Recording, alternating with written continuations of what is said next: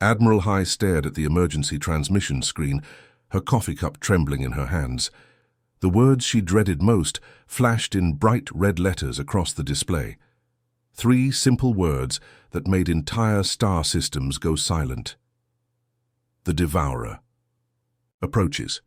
For 300 years, those words had meant only one thing: death, complete and total destruction of everything that lived and breathed on whatever world stood in his path. Hai had heard the stories since she was a child. Her grandmother used to whisper them during thunderstorms, tales of the massive creature that sailed through space in a ship made of living metal and bone. The thing about the Devourer was that nobody really knew what he looked like. The few survivors who had seen his ship and lived to tell about it were usually half mad from the experience. They spoke of something impossibly huge, a vessel that seemed to breathe and pulse like a giant, heart floating through the darkness of space. Some said it was a mile long, others claimed it stretched for 10 miles or more, but they all agreed on one thing: when the Devourer came, worlds died. Lieutenant Jin burst through the command center doors, his face pale and sweating. "Admiral, we've confirmed the readings. The energy signature matches perfectly. It's definitely him, and he's heading straight for New Haven." New Haven. Hai closed her eyes for a moment. 50,000 human colonists had made that little world their home just 15 years ago. They had farms there now, schools, a small city where kids played in the streets and families gathered for dinner. She had visited twice for diplomatic meetings. The colonists had shown her their gardens, proud of how they had turned the rocky soil into something green and alive. "How long do we have?" Hai asked, though she already knew the answer would not be good news. 72 hours, maybe. "Less," Jin replied. "His ship travels faster than anything we've ever built. Our fastest evacuation vessels would need at least a week to get everyone off planet." The math was simple and brutal. They could save maybe 10,000 people if they started immediately. The rest would have to face the Devourer alone. Chai walked to the large window that looked out into space. Somewhere out there, moving through the dark between stars, was something that had destroyed more worlds than anyone could count. The historical records went back 3 centuries, but many believed he had been killing for much longer. Entire civilizations had simply vanished, leaving behind nothing but empty planets stripped of all life. "Ma'am," said Communications Officer Sue, her voice barely above a whisper, "New Haven is requesting immediate military support. They want to know if we can send the fleet." The fleet? Hai almost laughed, but there was nothing funny about their situation. The Altarian Defense Force had 12 ships, including her flagship. They were good ships with brave crews, but they might as well be paper boats sailing against a hurricane. Every military force that had ever tried to fight the Devourer had been destroyed completely. Not defeated, not damaged, completely wiped out, as if they had never existed at all. "Tell New Haven to begin immediate evacuation procedures," Hai ordered. "Every ship that can fly, every transport vessel, even the cargo haulers. Get as many people off planet as possible." But even as she gave the order, Hai knew it would not be enough. The colonists would panic. Some would refuse to leave their homes. Others would fight over seats on the evacuation ships. And through it all, the Devourer would keep coming, patient and unstoppable as death itself. "Admiral," Jin said quietly, "there is something else. Something strange." "What now?"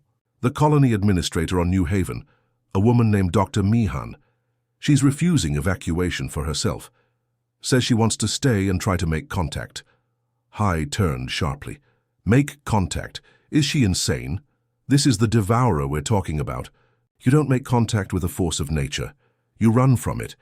She's a xenobiologist, ma'am, studies alien life forms. Apparently, she thinks there might be a way to communicate with him." The idea was so absurd that Hai felt angry. Did this Dr. Mihan not understand what they were dealing with? The Devourer was not some curious alien species looking to trade recipes and cultural stories. He was extinction given form, a creature that had turned entire star systems into graveyards. "Get me a direct line to New Haven," Hai commanded. "I'm going to talk some sense into this woman before she gets herself killed." But deep down, as she waited for the connection to go through, Admiral Hai wondered if anything could save New Haven now. In 72 hours, the Devourer would arrive, and another world would die. Long before the galaxy knew him as the Devourer, he had been Kethmori, one of the most brilliant minds the Veltar civilization had ever produced. The Veltar were not a warrior species or great builders of empires. They were philosophers and scientists, beings who spent their lives trying to understand the mysteries of existence itself. Their homeworld, Veltara Prime, was a place of great libraries and research centers where knowledge was valued above all else. Kethmori had spent his entire life studying the connections between living things. He believed that all life in the universe was linked by invisible threads of energy, like a vast web that connected every breathing creature across the stars. His research had shown him beautiful things. He could trace the flow of life energy through entire ecosystems, watch how it moved from plant to animal to soil, and back again in an endless, perfect cycle. But then, the plague came. Nobody knew where it started.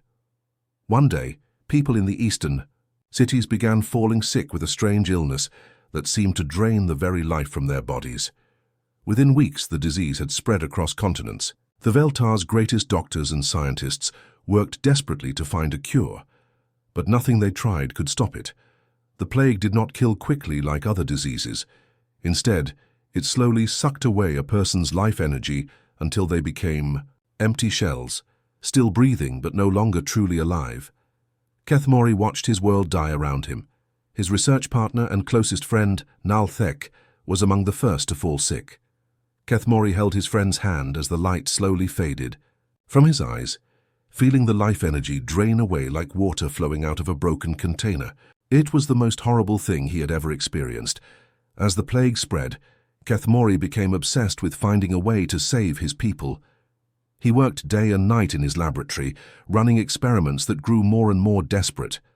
He tried to find ways to store life energy, to transfer it from healthy beings to sick ones, to create artificial sources of the vital force that kept all things alive. But everything he tried failed. The breakthrough came when he discovered an ancient Veltar legend about ships that were not built but grown. According to the old stories, their ancestors had once created vessels from living tissue, ships that could heal themselves and grow stronger over time. Most scientists dismissed these tales as myths, but Kethmori began to wonder if there might be truth hidden in the legends.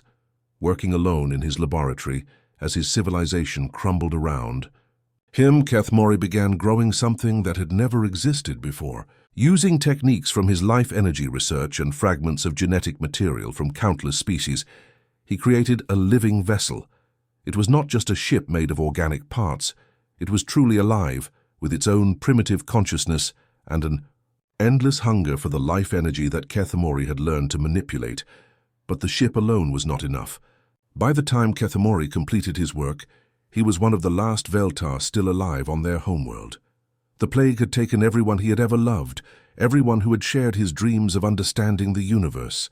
In his desperation and grief, Kethmori made a choice that would haunt the galaxy for centuries to come. He merged his consciousness with the living ship. The process was agonizing beyond description. Kethmori felt his individual identity dissolving as his mind became one with the alien consciousness of the vessel. His scientific knowledge mixed with the ship's primitive hunger, creating something that was neither fully Veltar nor fully ship.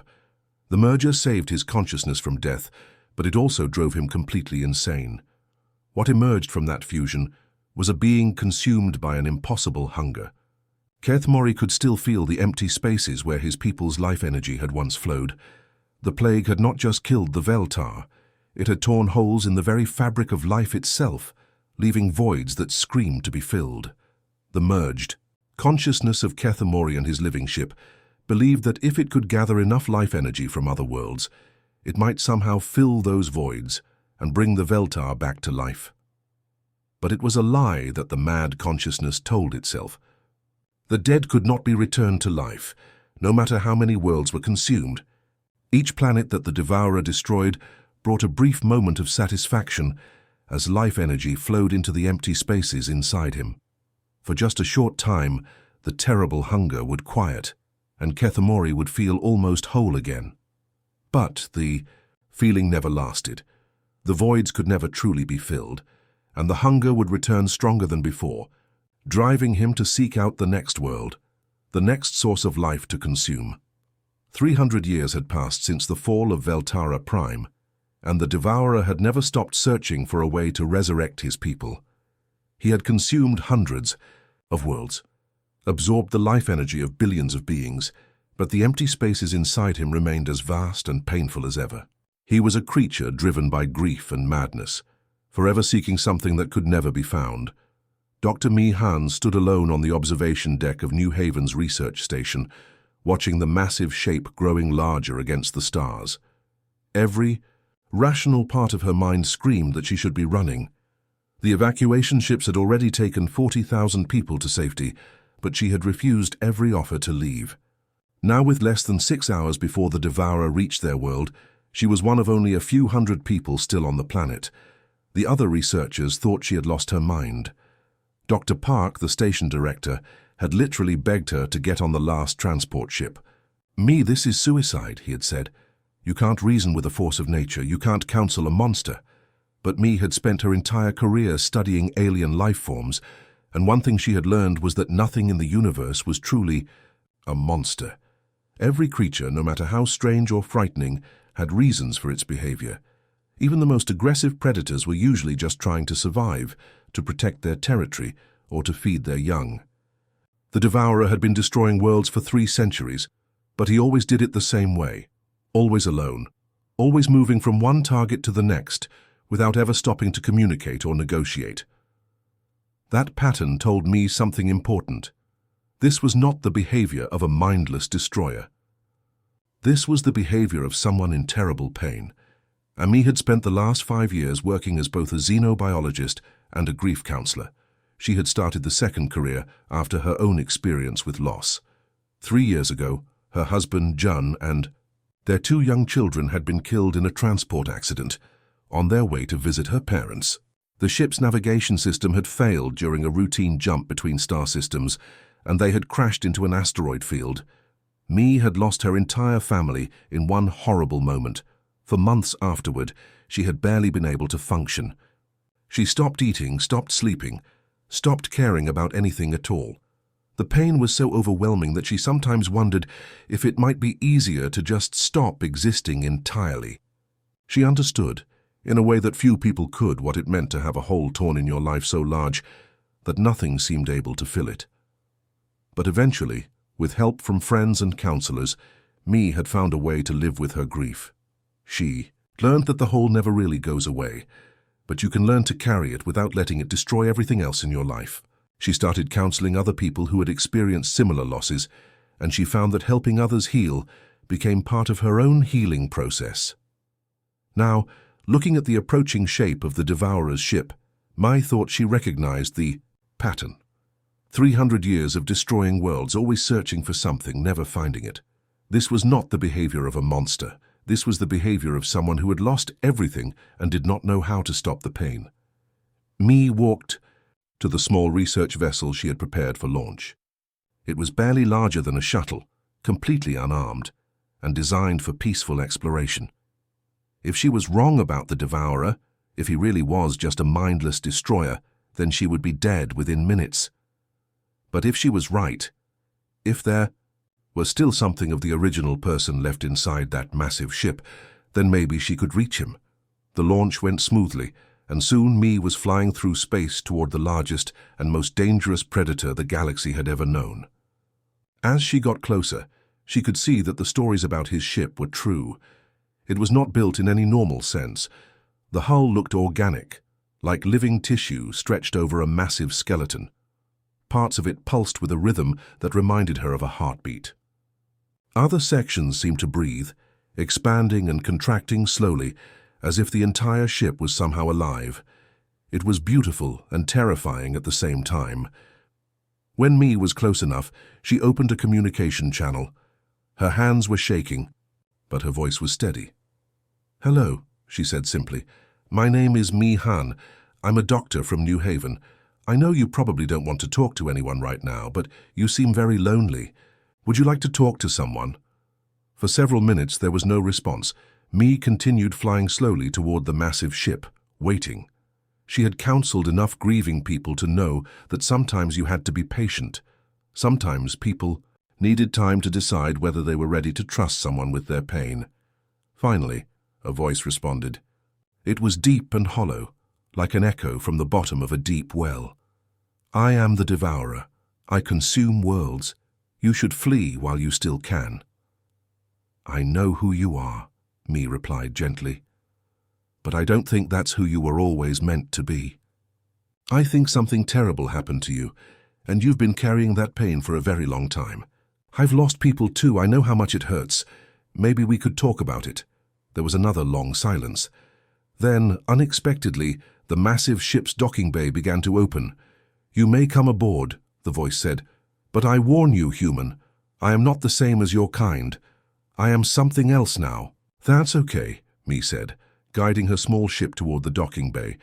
I'm here to listen, not to judge. The inside of the Devourer's ship was unlike anything Mi had ever seen. The walls pulsed with a soft, rhythmic glow, and the floors felt warm beneath her feet. Everything seemed alive, from the ceiling, that occasionally rippled like water, to the doorways that opened and closed without any visible controls. It was like being inside the body of some enormous creature, which Mi realized was probably exactly what she was experiencing. Kethemori had not shown himself to her yet. Instead, his voice seemed to come from everywhere at once, speaking through the walls themselves. You should not have come here, Dr. Mihan, he said as she walked through corridors that seemed to reshape themselves around her. I am not safe to be near. The hunger inside me grows stronger each day. Tell me about the hunger, Mi said, her voice echoing strangely in the organic hallways. When did it start? The ship around her seemed to shudder, and for a moment the lights dimmed. It began when my people died, Kethemori replied. When the plague took everything I had ever loved. There are empty spaces inside me now, where their life energy used to flow. I consume worlds trying to fill those spaces, but they remain empty no matter how much I take. Mi had been walking for nearly an hour when she found herself in what could only be described as the ship's heart.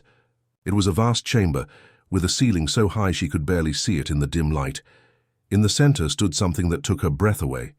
It was Kethemori, or what remained of him.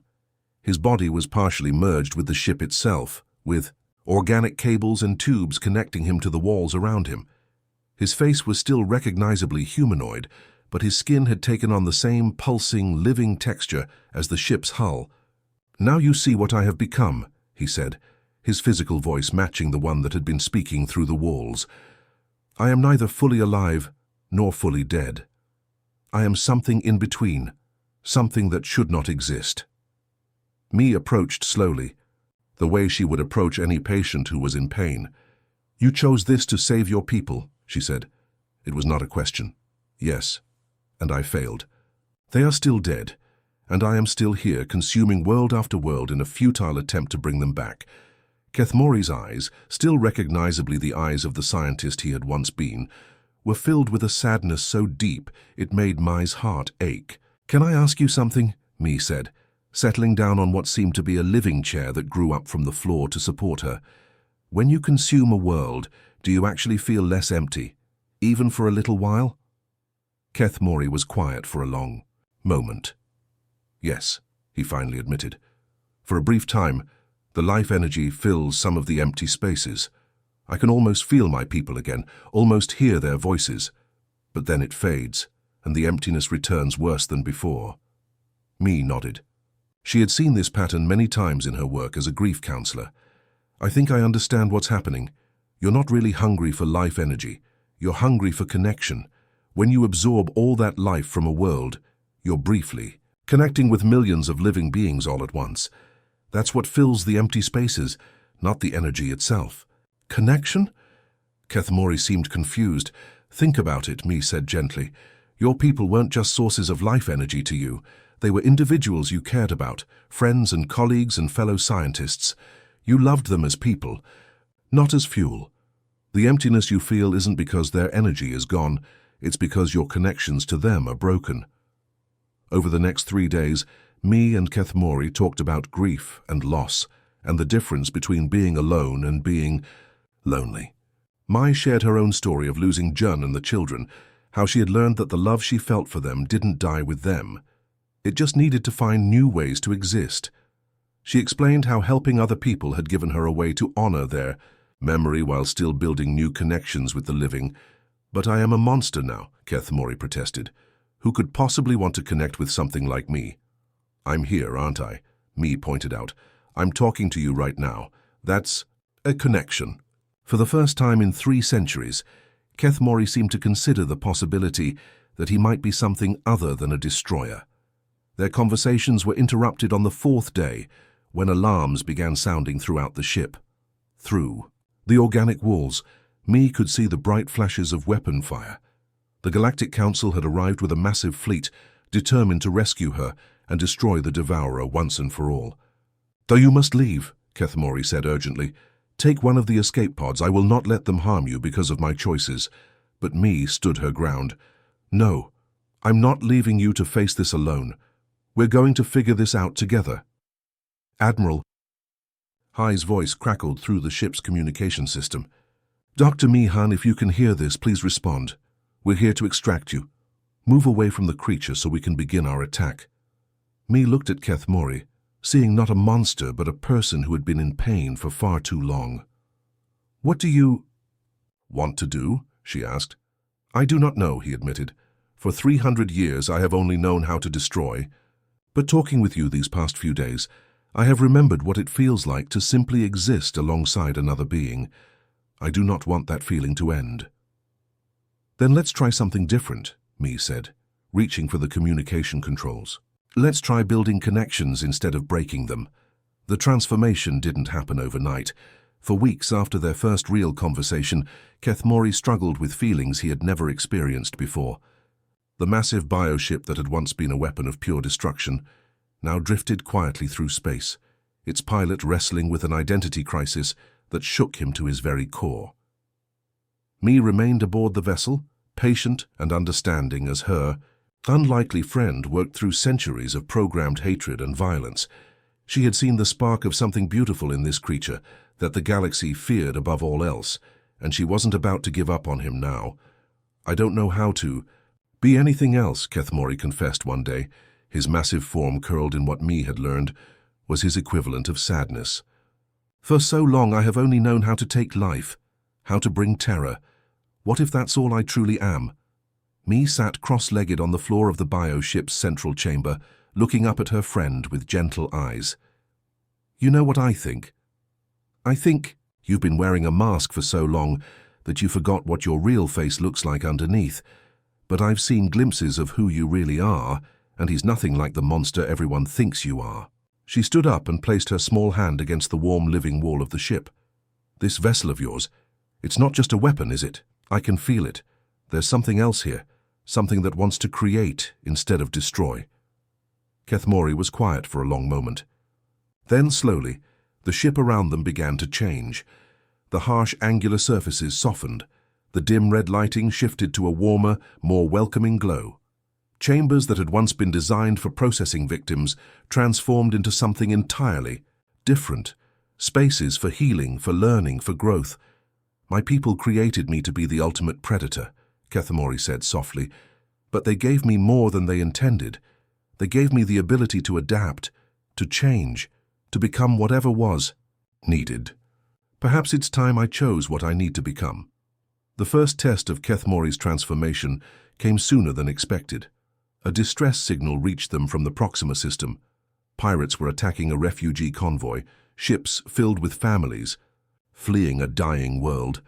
In the old days, Kethmori would have ignored such calls or worse, joined the attackers. Instead, he found himself responding without hesitation.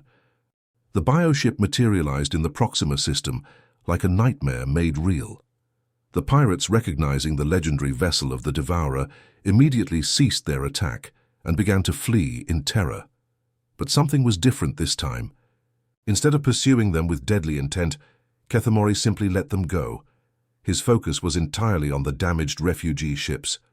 This is the Devourer's ship," stammered the convoy leader over the communication channel, his voice shaking with fear. Please, we have children aboard.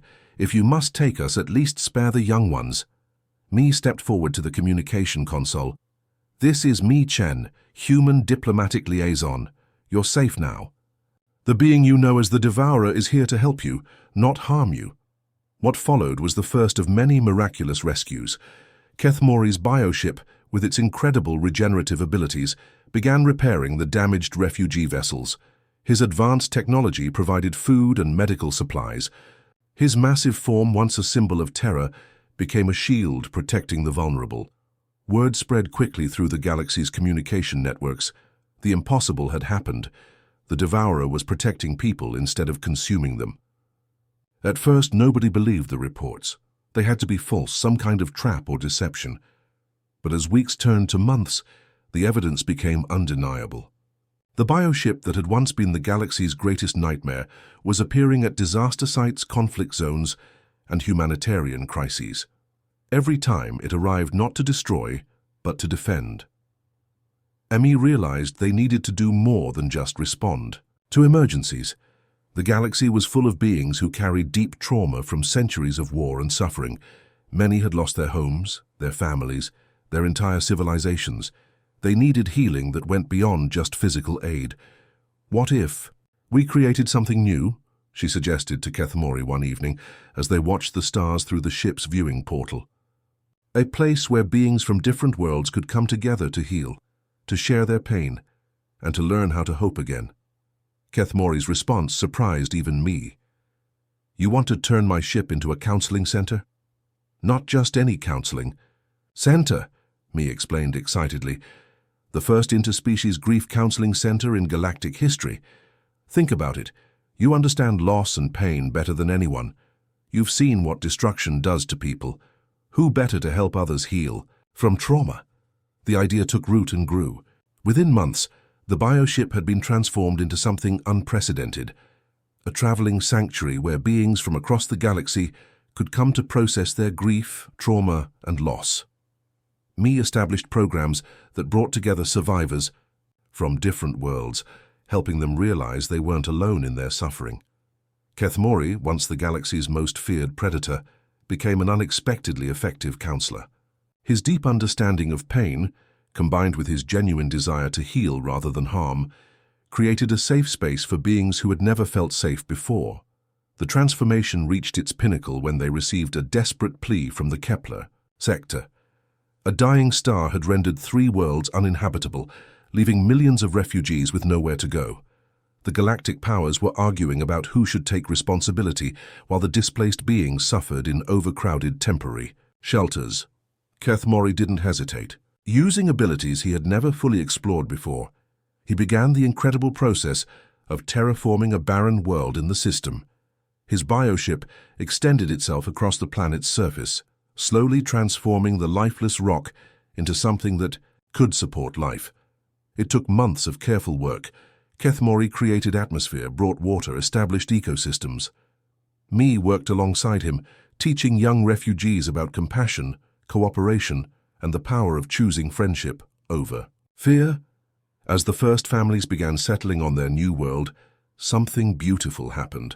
Children who had never seen their original homeworlds pointed excitedly at Kethmori's massive form and called him their guardian angel.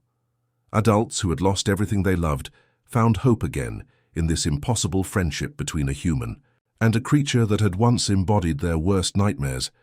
The galaxy had gained something it had never expected, a protector who understood darkness because he had lived in it, and who chose light because he had experienced the transformative power of friendship.